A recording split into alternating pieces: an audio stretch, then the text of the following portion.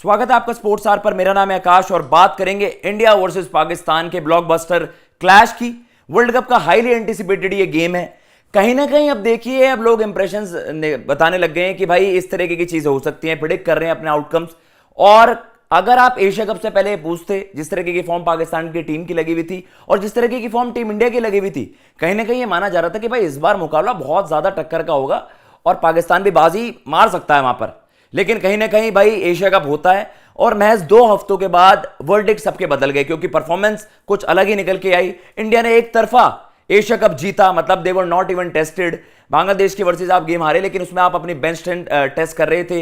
एक आप कह सकते हैं डेड रबर गेम था। अदरवाइज आपने श्रीलंका को हराया, पाकिस्तान को आपने एक तरफा हराया और फाइनल में तो पाकिस्तान श्रीलंका को आपने एक तरफा हराया। 50 रन पर आपने पैक कर दिया और कन्विंसिंगली इवेंट जीतकर एक बहुत बड़ी स्टेटमेंट दे दी कि भाई इंडिया ही है सबसे बड़ा दावेदार वर्ल्ड कप जीतने का।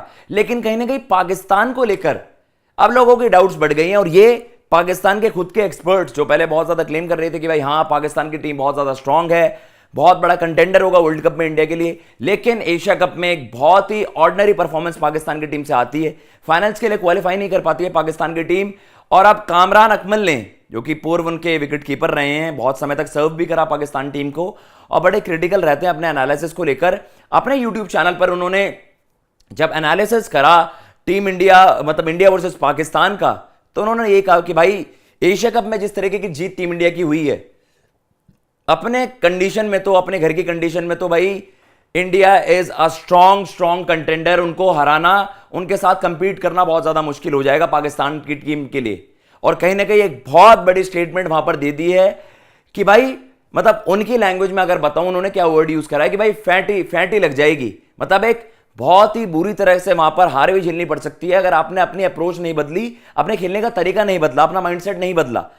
तो साफ सीधा उन्होंने यही कहा कि भाई इंडिया की बहुत ज्यादा स्ट्रांग आउटफिट आपको लग रही है, स्पेशली उनके घर में जो कंडीशंस है। श्रीलंका में तो उन्होंने दिखाई दिया और अपने घर में तो इंडिया आप कह सकते हैं एक लेवल की ऊपर की टीम हो जाती है, क्योंकि उन्होंने कहा कि इंडिया का कॉम्बिनेशन बहुत ज्यादा सॉलिड लग रहा है।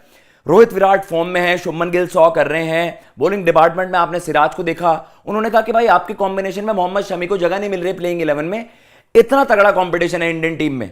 और कहीं ना कहीं पाकिस्तान पे उन्होंने सवाल उठाए कि भाई जो क्रिकेट आपने पिछले रिसेंट टाइम में जो खेली है वो इनफ नहीं थी एशिया कप में। मतलब आप समझ गए कि आपको इससे ऊपर के लेवल की क्रिकेट खेलनी है। और उन्होंने माइंडसेट और अप्रोच की बात करी कि पाकिस्तान की जो अप्रोच थी एशिया कप में वो काफी ऑर्डिनरी उन्हें लगी वहां पर। और उन्होंने कहा कि यार अगर इस माइंडसेट से खेलना है तो अगर मैं इंडिया पाकिस्तान ब्लॉकबस्टर गेम की बात करूं, 14 को खेला जाना है जी, 14 अक्टूबर अहमदाबाद स्टेडियम में। अहमदाबाद में ये मुकाबला खेला जाएगा।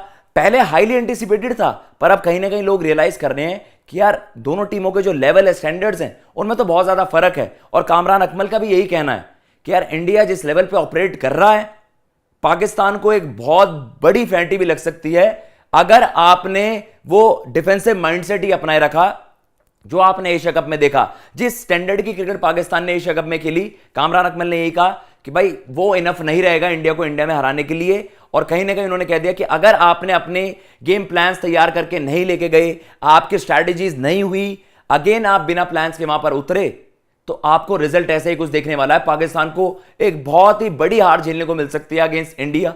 और प्रेडिक्शंस कहीं ना कहीं पहले यही लगा रहे थे सब। एशिया कप से पहले अगर आप बिल्डअप की बात करोगे, सब अपने टॉप 4 में डेफिनेटली पाकिस्तान को रख रहे थे, गिवन द फैक्ट पाकिस्तान ने 2 साल में जो क्रिकेट खेली है।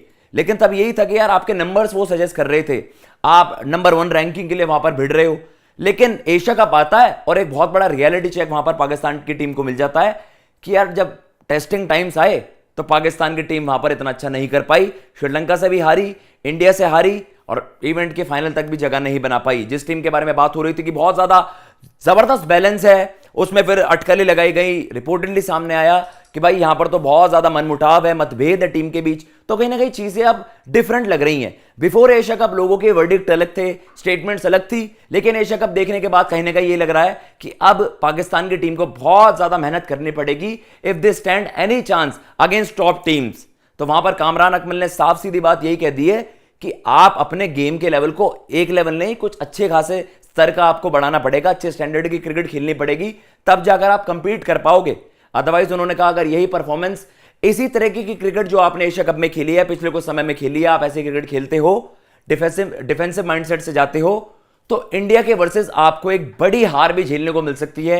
यह साफ सीधा वार्निंग दे दी है कामरान अकमल ने बाबर आजम एंड को। तो बाबर आजम की ये टीम देखिए कोशिश तो ये करेगी, देखिए अब जब हार गए हैं तो क्रिटिसिज्म होता है, क्रिटिसाइज लोग कर रहे हैं। अब इसका कमबैक करने के लिए, इससे कमबैक करने के लिए, इसका रिप्लाई देने के लिए एक ही चीज है, वो है परफॉर्मेंस। तो क्या पाकिस्तान की टीम टर्न अप कर पाएगी वर्ल्ड कप के लिए? एशिया कप को बिल्कुल भुलाकर क्या वो उस लेवल की क्रिकेट प्रोड्यूस कर पाएगी कि वो टॉप टीम्स में वर्ल्ड कप में टॉप टीम्स को वो कंपीट कर पाए, उनको टक्कर दे पाए, उन्हें हरा पाए? तो ये तो समय ही बताएगा। लेकिन फिलहाल बड़ी रिपोर्ट यही थी। अगर आपको ये वीडियो पसंद आई हो तो प्लीज चैनल को सब्सक्राइब करना ना भूलिएगा। मैं लेता हूं इजाजत। जय हिंद, जय भारत।